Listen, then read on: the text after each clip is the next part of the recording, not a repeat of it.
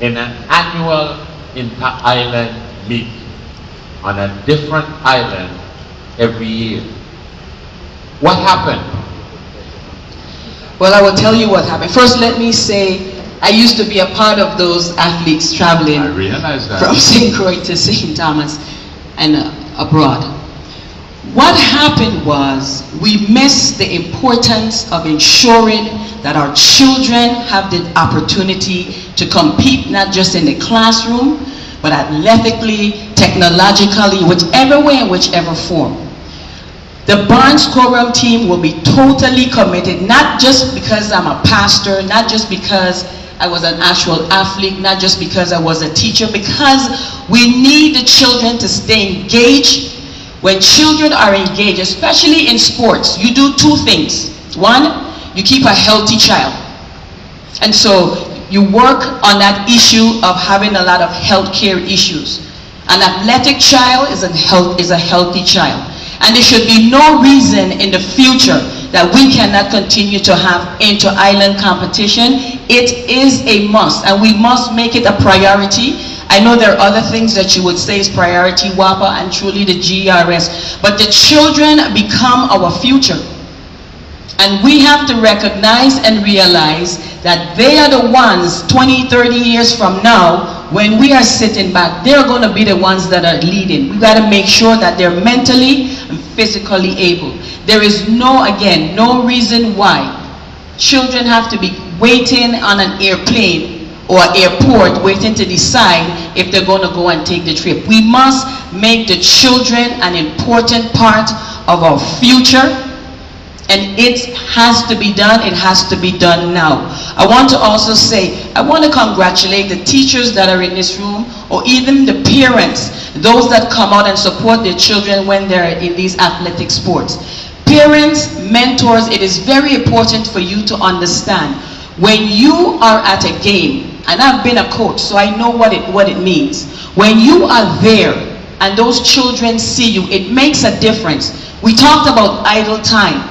If we take our time and we go back to the things that worked 10, 12 years ago when it came to raising our children, we will definitely see a better society. They will not be idle if you keep them engaged. And again, a healthy child or athletic child is usually a healthy child. Thank you very much.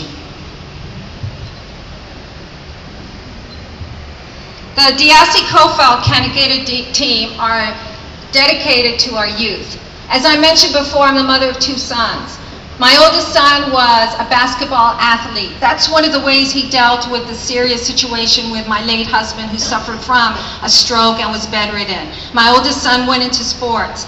And I see sports not only as developing discipline, camaraderie, following rules, but also as a way for our young men and women to deal with all the pressures that they have in life, because I saw my oldest son deal with his father's situation through sports. And he was a tremendous athlete, and it was very sad for me to see that along with him and the other young men that he played with all over St. Thomas, street ball, in the high schools, that there were so many talented young men and women playing, and so little of them, or so few of them, were able to receive college scholarships. And the Diasi Kofel Kanagata team, we will change that. We will be dedicated to our youth. We understand the importance of sports. We understand the importance of athletics.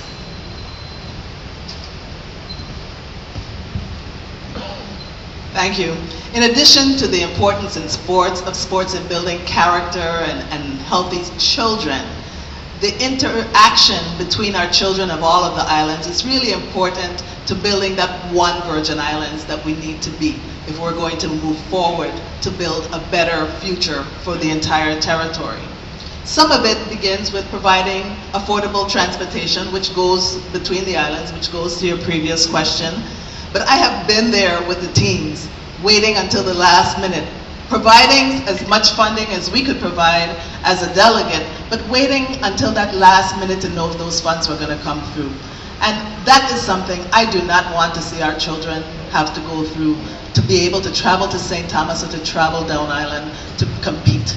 because we know that they train hard and they are very competitive, and they need that opportunity. So as Governor and Lieutenant Governor, Basil Otley and I are committed to making sure that that interaction between our students will be possible and paid for. Thank you. We're certainly committed to the youth, but I have to go back to the last question. The delegate said that when she came into office, the transportation fund was 12 million and it's now 20 million. 18 years, $8 million. That's not even keeping up with the cost of living. If the delegate had simply tied the Virgin Islands allotment to the least populous state in the nation, Wisconsin, our transportation road money would have been over $35 million. The Garveys were necessary because the amount of funds coming to the territory was insufficient, and we could not get the delegate to fight harder to get additional funds for the needs of the territory. The point is here is I don't question the delegate's commitment. She's a lovely, wonderful Virgin Islander and truly committed. But after commitment comes the work. We have to do the work to deliver the bread and butter to the people of the territory. And that's what Osbert Potter and I are talking about.